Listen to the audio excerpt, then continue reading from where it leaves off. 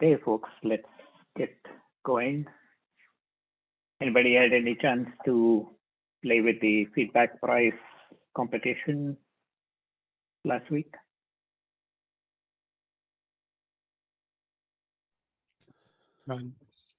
Not yet. I will be starting this weekend, most probably.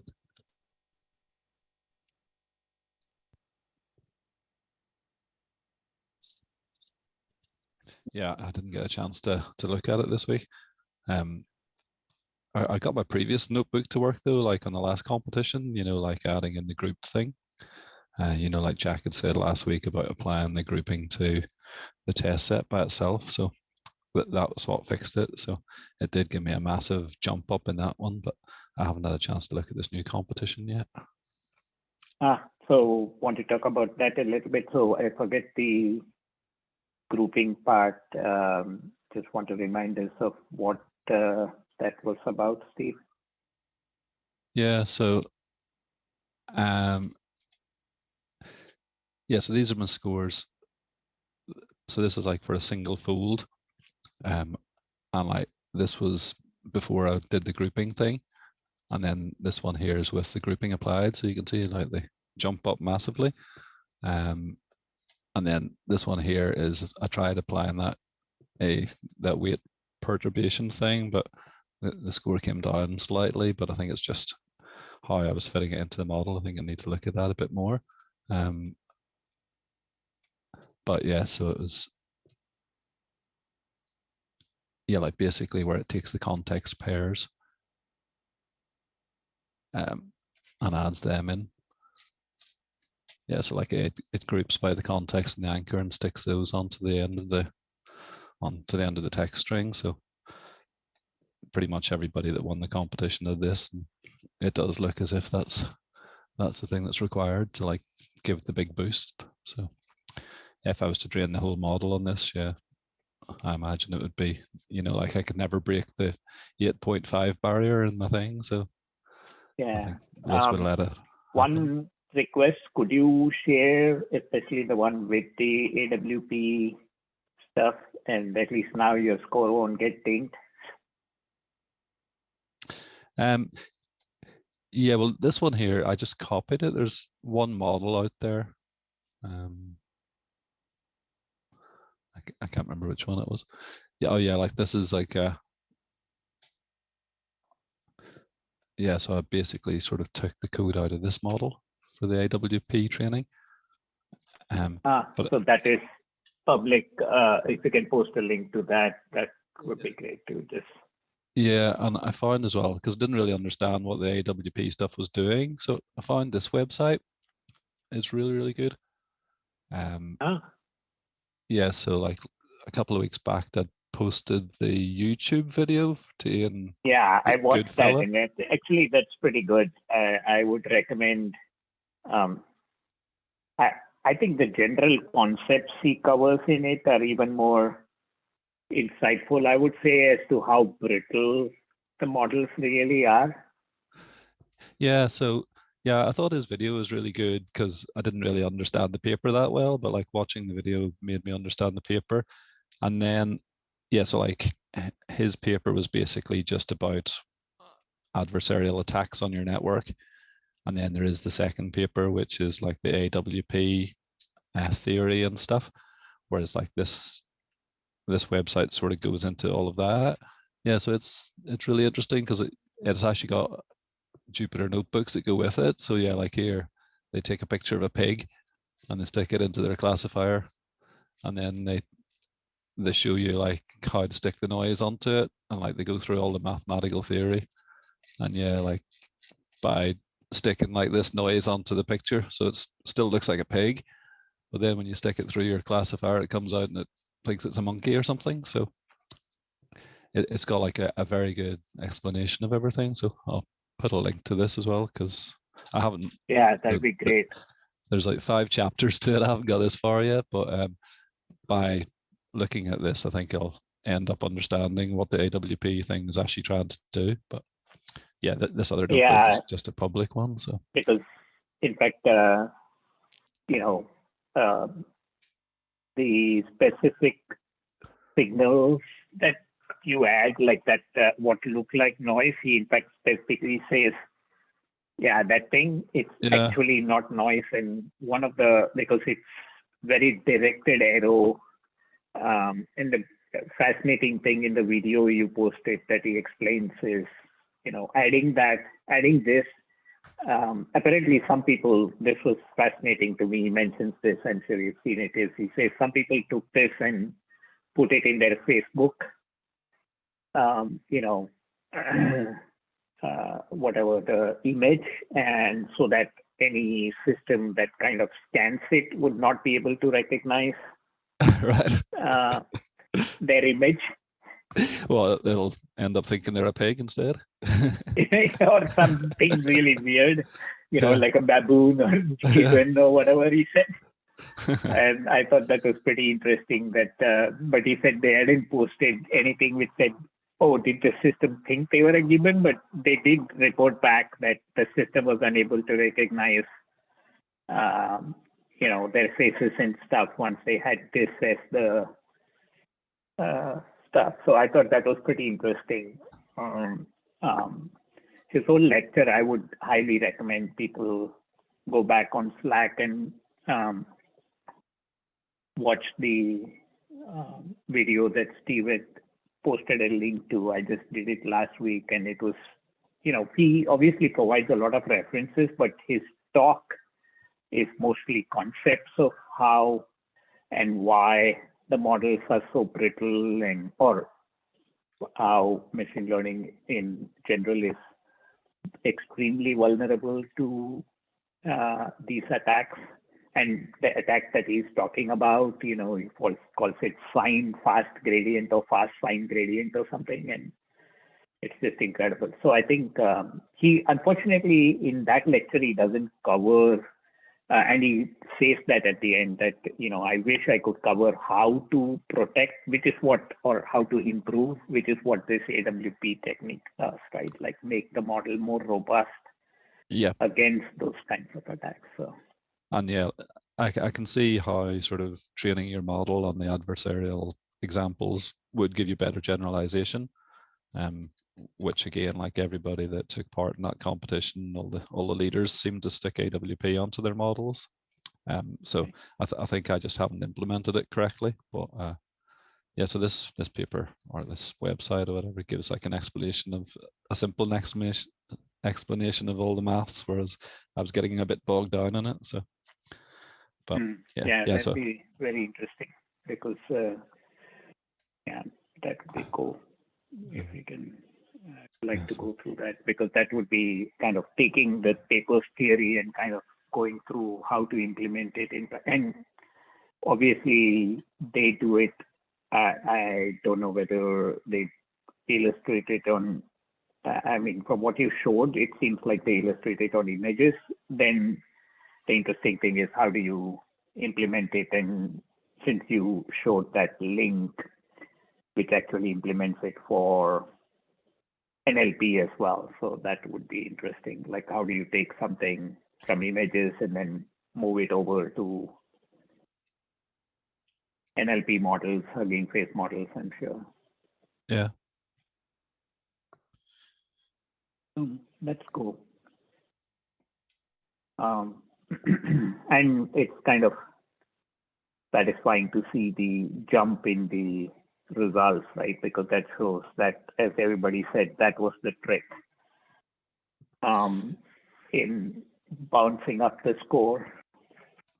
So, Jack, were you able to try anything on the new competition? Yes, I did sort of just try a very simple thing, which was to simply predict the discourse effectiveness from the discourse text, ignoring the essay text, and that was just to get to get a pipeline going and a submission working. I can share some other information about the competition.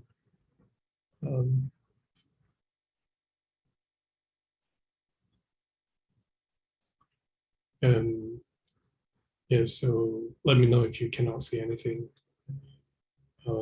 So if you're using PyTorch, there's this very nice starter notebook by Debashi Chanda.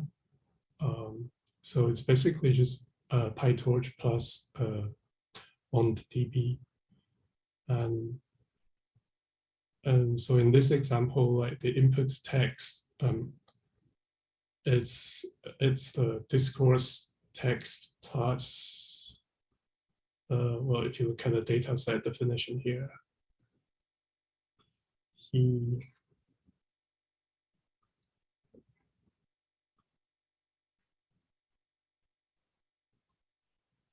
basically takes the discourse text and then like a separator token and then the essay text as the input text to his model. And yeah, so this is quite nice and introductory notebook. And then there's another notebook by DSML, which is sort of like extended from this notebook. And so here there's a lot more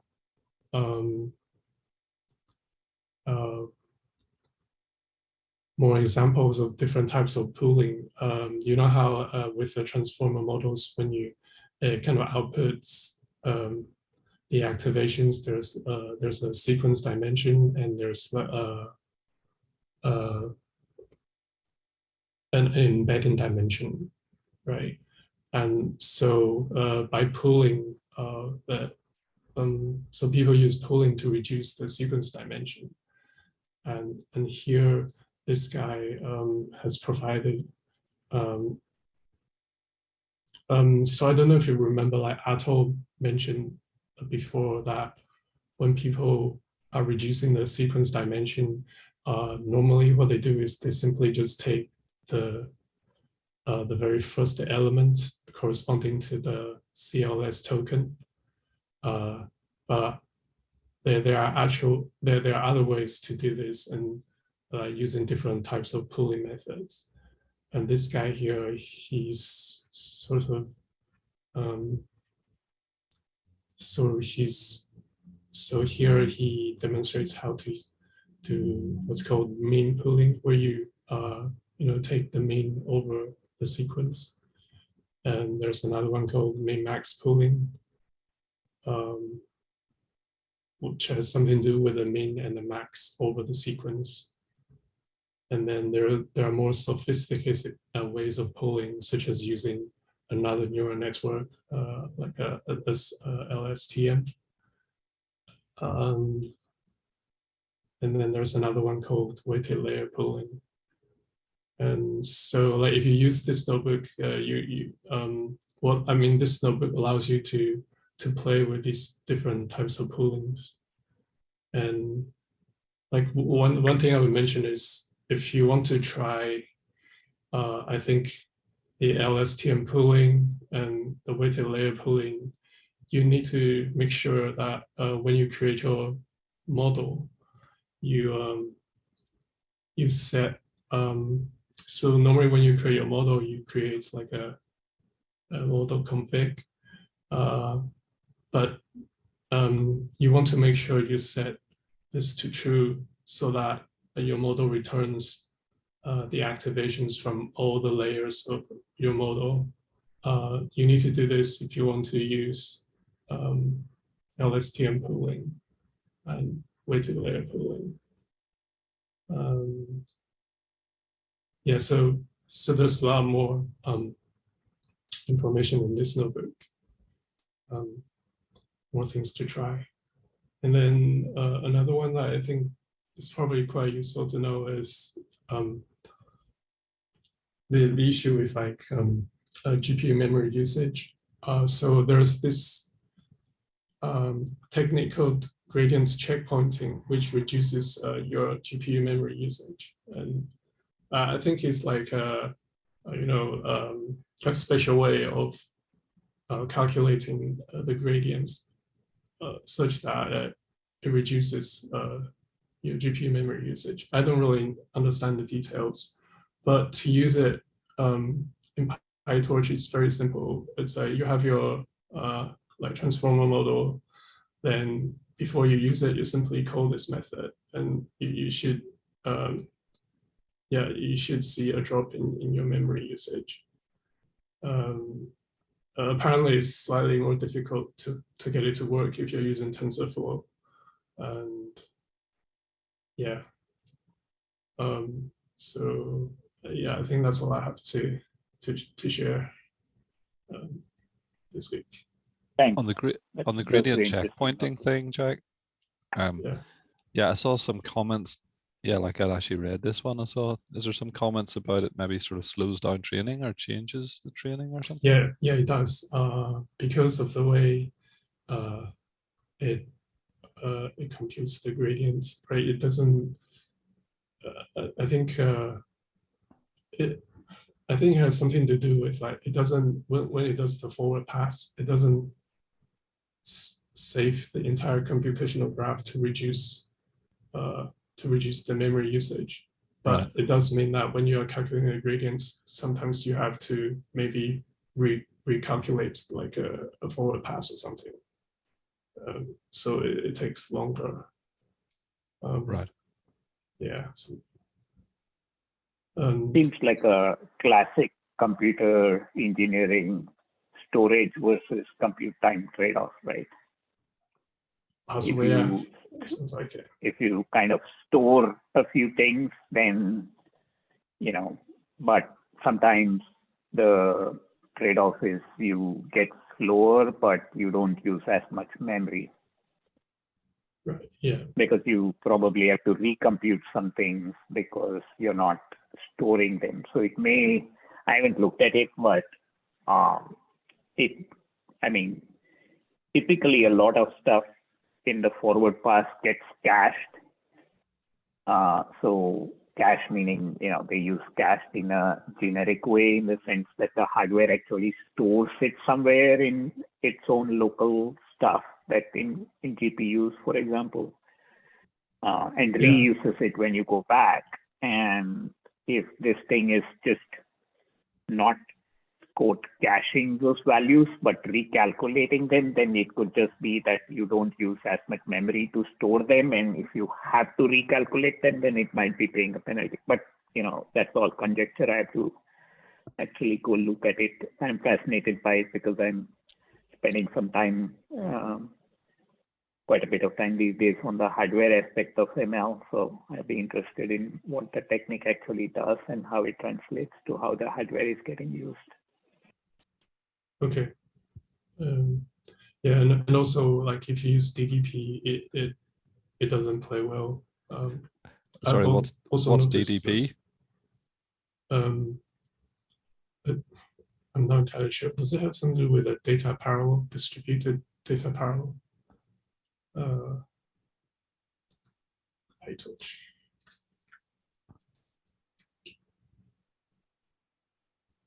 Yeah, distributed data parallel. Right. I think it's so it's when you are doing the training over more than one GPU. Right. I don't doesn't have that problem. Us, really. Right. I think this guy won the US the patent competition, right? Yeah, he has more than one GPU. Right.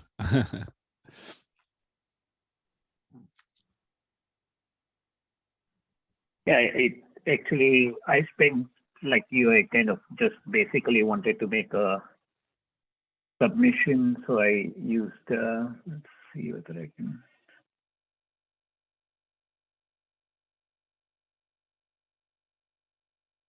This page. So this guy, this is a copy of a notebook that I forked.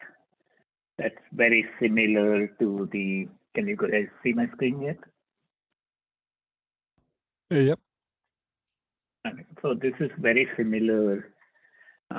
It essentially does ADA, EDA, but also a baseline submission. The one thing I would warn you about, because I was first happy and then instantaneously sad. But the interesting thing is the score in this competition is actually, because it uses this what is it, a log loss kind of stuff for the scoring metric. It's actually lower is better. So I got a better score and I was momentarily excited, saying, hey, I seem to be doing much better. And then it turned out that I was much worse because my score was higher. So something to keep in mind is the lower score is better for this competition. So, and Yeah, just happened to even me as well. So yeah, I was like, hey, I'm doing a lot better than everybody else. Oh no, I'm doing a lot worse. But the interesting thing, just to orient you guys, I mean, on the other hand, the one thing which I'll say is it was somewhat disappointing for me initially, also because the competition is very similar to it turns out it's very similar unless you do the efficiency one. It's very similar to the last competition because ultimately it turns out that most people are just converting it to the classification. I thought it would be something like inference, natural language understanding type of thing, but it isn't. It's just classification. And, the bottom line of these, unfortunately, let me see whether this one has my output. Yeah, so the idea just is that there are essays that students have written and they've used arguments within the essay. And the idea is to judge whether those arguments are one of three classes. So the classes that the effectiveness of the arguments are adequate, ineffective, and then effective. So there are three categories. And what human beings have done is they've taken pieces or sentences from the entire essay and have classified it into different, what they call discourse type, which essentially is like, this is the lead hypothesis, this is a hypothesis about a position that the writer of the essay is taking, this is a claim that he is making, and this is evidence to back up the claim, and then there is a counter claim. So these are all discourse types that humans have provided for the essay. And as Jack said, that's the essay. What's interesting is that within the same essay, so you can see that as you look at the train CV, all these essay IDs are the same. But within the essay, sentences or paragraphs have this discourse type headings or categorization that's provided by human beings. And using this text and this discourse type, we are supposed to eventually rate the discourse effectiveness.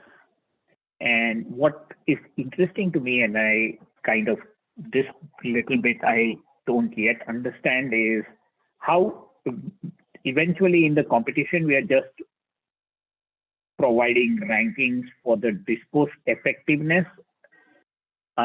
So in the test data, all of these first 1, 2, 3, 4 columns exist.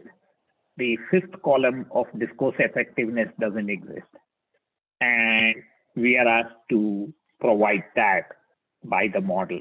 So our model needs to say for each of these chosen sentences or paragraphs in an essay that has a discourse type, what would have been the discourse effectiveness that the humans also would have eventually provided. That's all we are expected to do.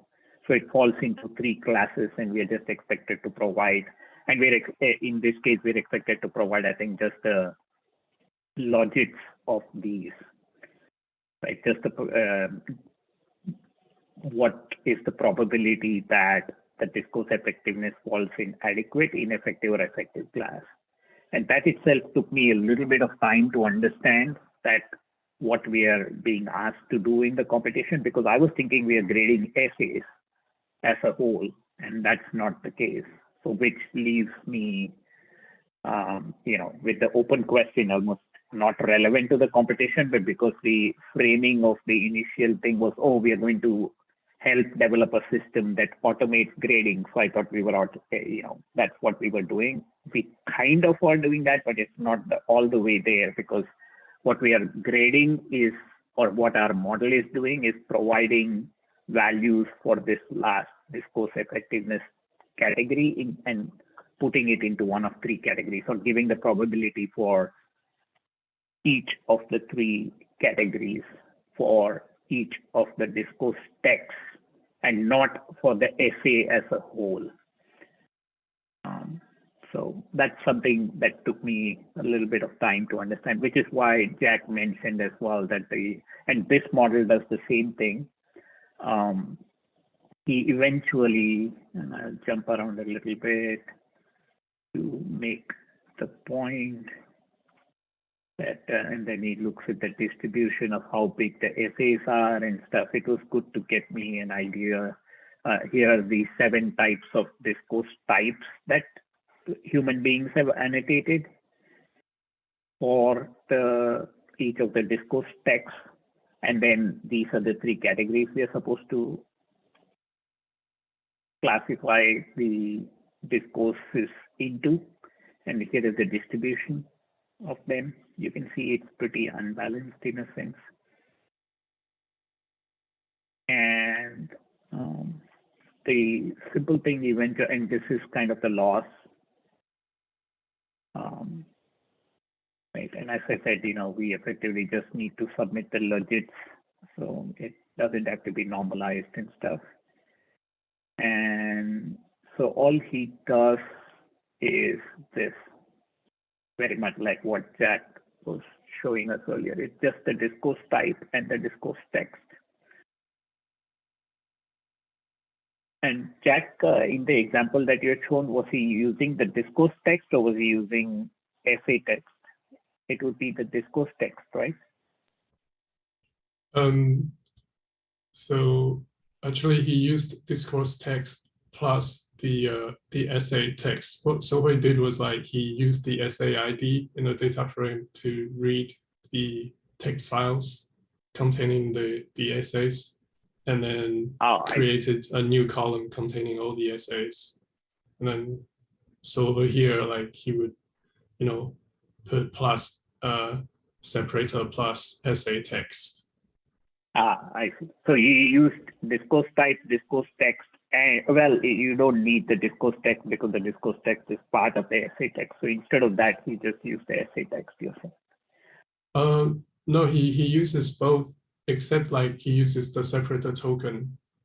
So so on one side of the separator token is the discourse text, and then on the other side is the essay text. But yes, the discourse text is actually part of the essay text. Oh. But you need to you do need to make the distinction that on one side of the separator token, this text is the discourse. Otherwise, if you just feed the entire essay text only, then you cannot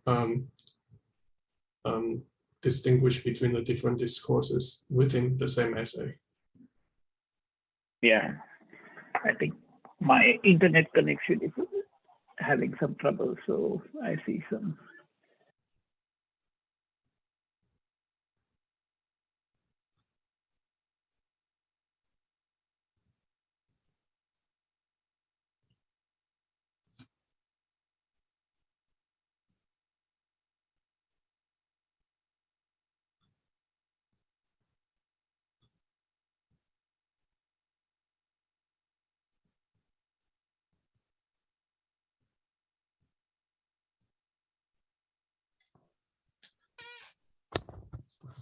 So Jack, the notebooks you were showing us there, are they ones that like score well, or are they just ones that sort of are good UDAs? I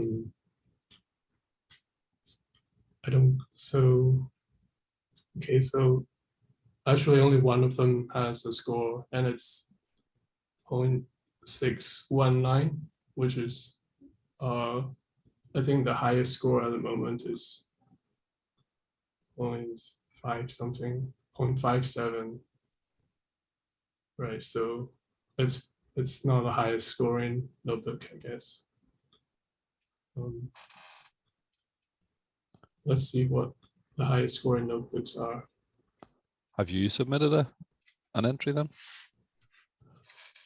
Yeah, I sort of implemented a solution sort of from scratch on my own, and I scored about 0.8 something, but it was just I just trained it on like a subset of the data set. Right. Yeah. So the notebook I was sharing, Steve, is it's very basic, but it's scored about 0.7. Right. Where would that be? So like 0.7 is 0.7 is not very high at the moment. Yeah, because best score is, as Jack said, is 0.57, Yeah. and lower is better. So the highest scoring public notebook at the moment is about 0.61. All right.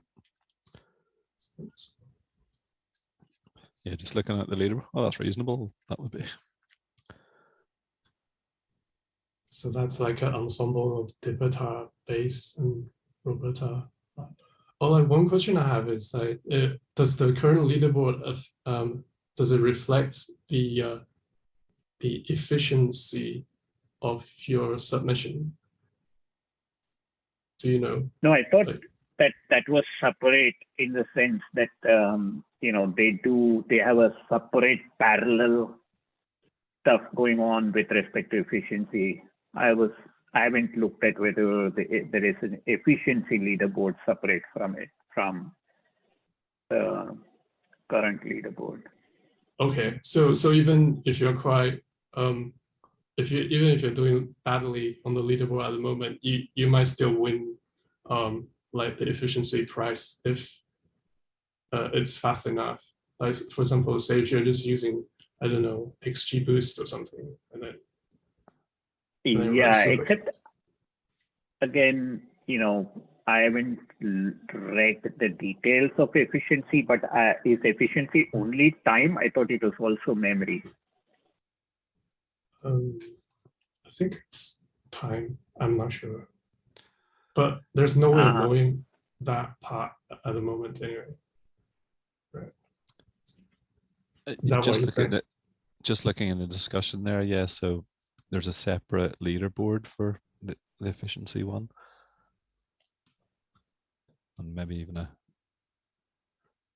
think it's actually even a sort of separate discussion bit as well. Okay.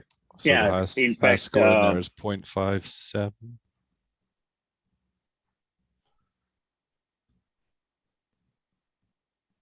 Yeah, it doesn't say. So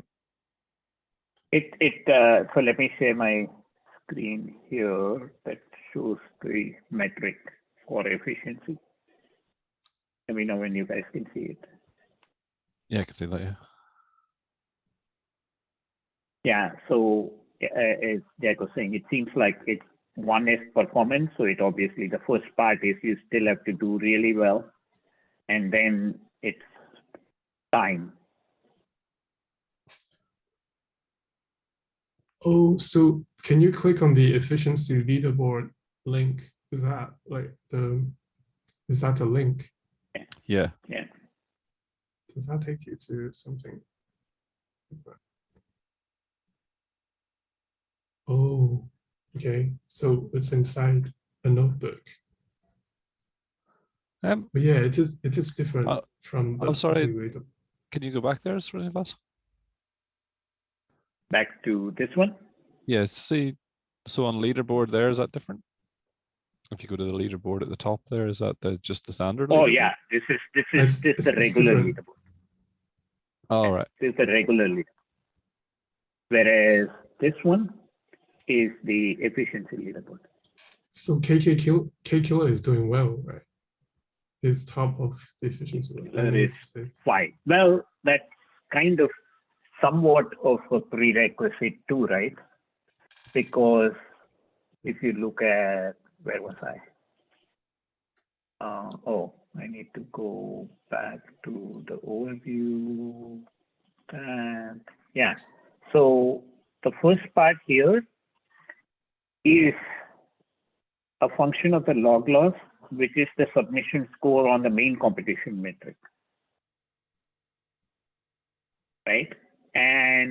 But there is something else which, they seem to be doing some normalization on the private leaderboard, which you don't get to see.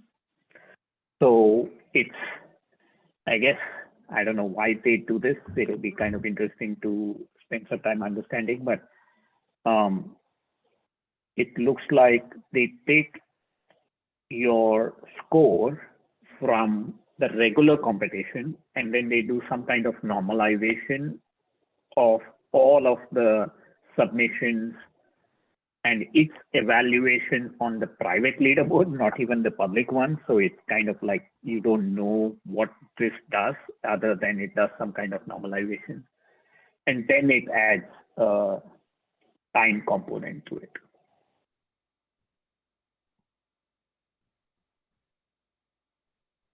And obviously, this is definitely something interesting to me because it kind of is something that I've always been interested in. What's the best a single model can do, or even if you're ensembling, what's the fastest? And I guess non-ensemble models would be, I would venture to guess, and I would like comments whether anybody thinks that ensemble models can still be very more efficient than single models. Right, because I think they mentioned that most schools, they don't have a lot of computing resources, so they would like something that runs efficiently.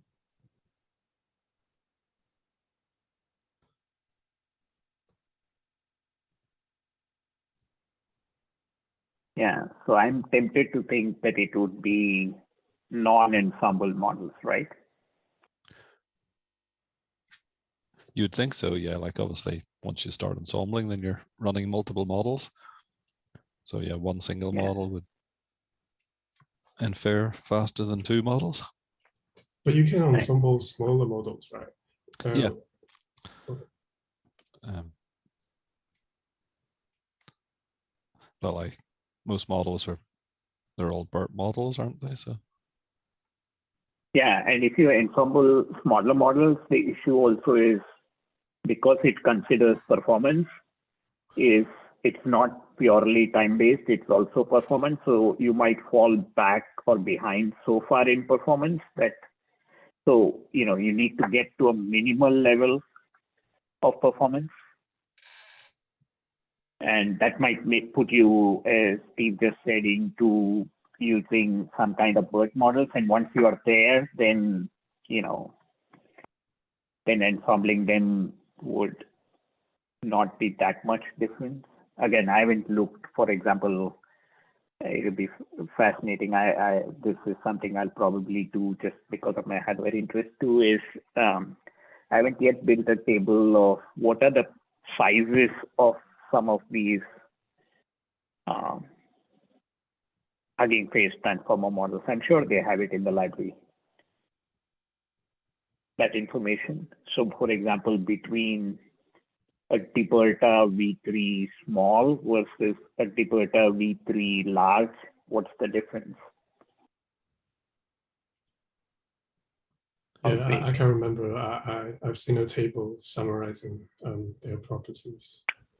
Yeah, because that would kind of play into what you're saying, right? Because if that difference is very significant and the score you're getting is this particular competition is between V3 small and V3 large is not that much different, then you might be able to get away. But otherwise, the bigger the score difference and the bigger the model size difference, you have a problem with smaller model ensembles. So this is a good thing. I'm kind of fascinated that maybe in the future people will start introducing this efficiency metric too. How about some of these Mintry, Fan, and Shujun? Yeah, I think he's currently 11th on the public reward. Yeah, Shujun is 6th, so he's right up there. And Mintry Fan is 11. But here's the interesting thing, right? He is, even though he's 11th on the score, he's second, I think, in the efficiency leaderboard. Yeah. Strange that they Right, don't so give it's like, a score there. sorry? It's strange that they don't give any score for the things. Oh, yeah.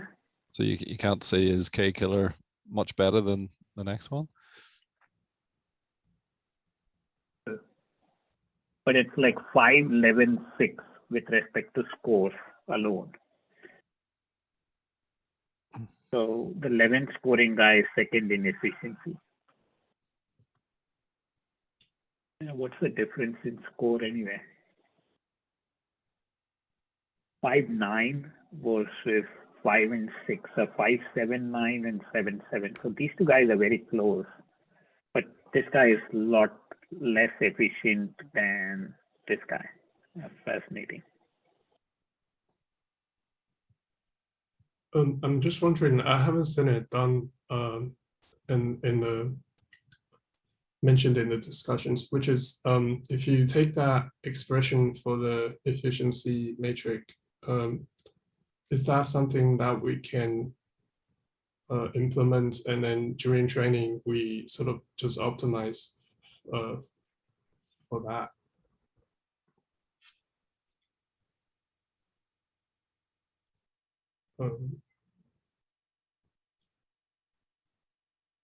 Because we already compute the log loss, but it's the time, the evaluation time. Is that like runtime seconds cannot be computed during training? Maybe during the validation step. So, I mean, if I understand you, what you're saying is add, you're kind of saying penalize the model for being slow. Yeah. Yeah, the only question is, how would you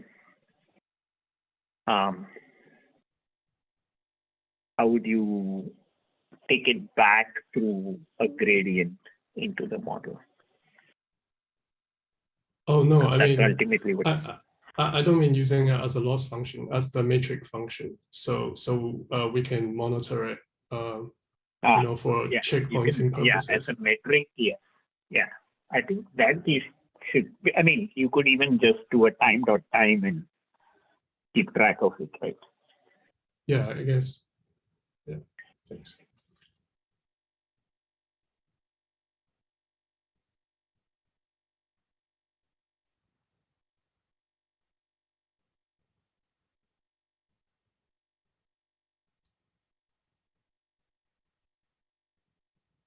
Actually, the runtime seconds should stay fairly constant, right? If, I mean, assuming that the size of your validation set is constant, then the runtime seconds. One thing I just thought of, and maybe I'm making it more complex than it needs to be, but all you can do is measure it for a single inference or average it over the public data set and come up with a number, right? Because they are actually running it on the private data set. Okay. right? Whereas, so we don't even know how, I mean, they just say it's 40, 60, blah, blah, blah. But so the best we can do with the data we have is to average the thing on our 40% of the data. And actually, even that we cannot. We can just run it on our own validation set and average it and say how much time it takes. That's the best we can do, but we cannot calculate this metric. Right. Yeah. Probably it doesn't apply. Yeah. Because of multiple reasons, we don't know the size, we don't know what, and they do the minimum log loss in, this is more a normalizing as the way I think about it, but it normalizes over the entire private leaderboard, which we don't have access to, and it normalizes it Right. for all the submissions.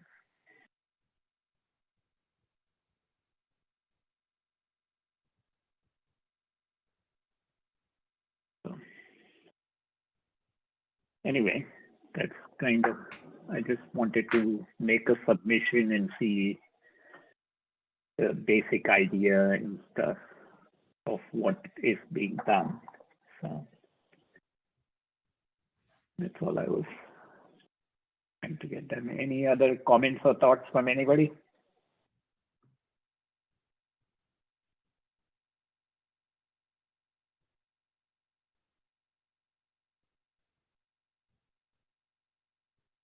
Definitely, what's interesting is how to bring up, you know,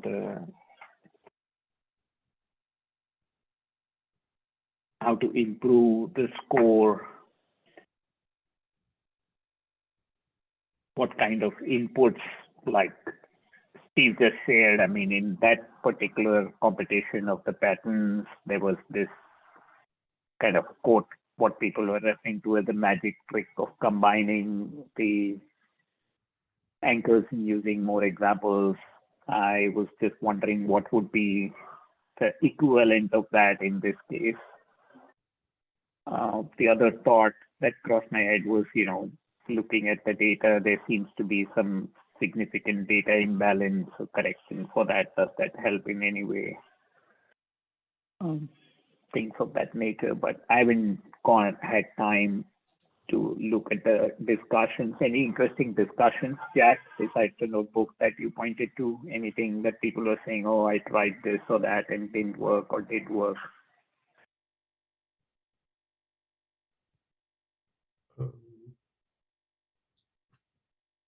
I think I saw something mentioned, but I can't remember now. The ones. I see Arto just joined. Hi, Arto. Were you able to do anything on the prior competition or on this one? Hi everyone. No, not really. I want to do something with this competition. It's looks really interesting, but I haven't really started on it yet. Hopefully, in the next week it would be better in this sense. I think it's okay where you're at, or is it getting worse, or? Excuse me, could you repeat? Yeah, no, I was saying, are things okay where you're at, that you're able to focus on this, or are things still crazy, or? Oh, it's still the same, actually. As the war continues, it's yeah, maybe we got kind of used to it a bit, but yeah, it's still every day some places are shelled and bombed and stuff like that. Yeah, and, because I saw some internal, some interior cities are getting, for those of you who are not aware, Arto is actually in Ukraine, so. Yeah, yeah, it's pretty much the same all the time. But maybe there are like some fluctuations in the rate of you know, bombarding, but actually it's like still bad, and yeah, kind of Yeah, but Yeah, I but think Kind of terrible. hopefully is it Kiev was bombed just recently. I remember like there was a shopping center that was shelled, right? Just a few days ago in Kiev. Oh, yeah, really? I don't think Kiev was like bombed recently. It was some time since the last rockets hit Kiev, but just a few days ago, it was a city of Vinnytsia where the yeah, so they targeted just a city center, and a lot of just random people got hurt, Yeah, children. And, civilians, right? I mean, it wasn't like it was some kind of army yeah. thing. There were like a lot of civilian casualties, and yeah, they like the Russian called it like something like сопутствующий ущерб. How do I say it in English? It's like the casualties that come with the like a side scene. That's Collateral. yeah. Collateral damage. Yeah, so that's yeah, so that's the state of things. But yeah, still we need to, here in Ukraine, we need to operate, you know, keep working and keep living. So yeah, that's what I'm trying to do as well. Yeah. Keep But you're still Kaggle. able to join us.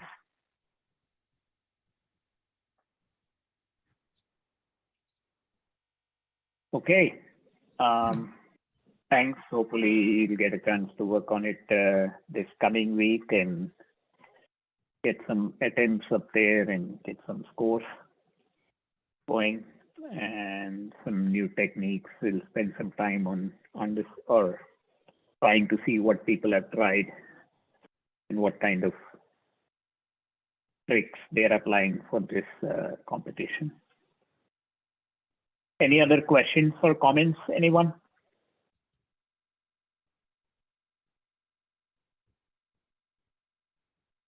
Okay, hey, thanks for sharing that website and your results, Steve. Appreciate that. That would be interesting to get more knowledgeable and actually practically apply. I think, Arto, I don't know whether you heard, but Steve shared that he was able to implement that additional trick, although I think were you also able to do that AWP implementation, or not fully that part, right, Steve?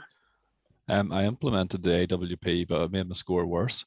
But I think it's just my bad implementation as opposed to AWP being bad. I think it's just, yeah, because I'd taken it from the notebook I shared and tried to sort of squeeze it into my own notebook. So I don't think they're, I think I need to tweak a bit. Because I also thought Arto had mentioned, since he's here, that he, if I recall correctly, Arto, maybe you want to chime in, or you had tried AWP, I don't know whether in this competition, but in other instances, and you saw cases where sometimes it made things slightly worse. Am I remembering correctly, or can you comment? Yeah. So I wasn't using it in like Kaggle competitions, but on some benchmark data sets. And yeah, at times it was hard to get the improvement, but sometimes it was just working. Yeah, but it would be interesting. I will take a look at the notebook. So it might also like the validation score can get worse, but the submission score can improve. But it's not the case with your with your work, Steve, right? I'm not sure. I didn't really look at the validation score. I only took my notebook and trained it with AWP on it and then submitted it. So I'm not exactly sure what it did to the validation. Yeah, I just sort of threw it together quickly to see would it improve things, but yeah, so I need to look at it again. And it uses DBARTA as a backbone model, right? Yeah, that's right. Yeah. Hmm. Interesting.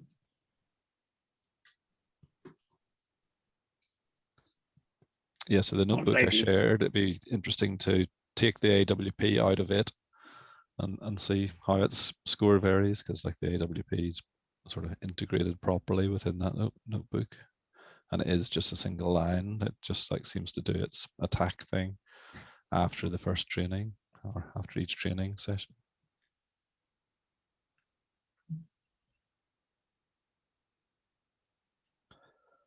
By the way, Srinivas, did you see the new scores were out for the UBI competition, which finishes on Monday? Oh no, I haven't. What? How did you do there?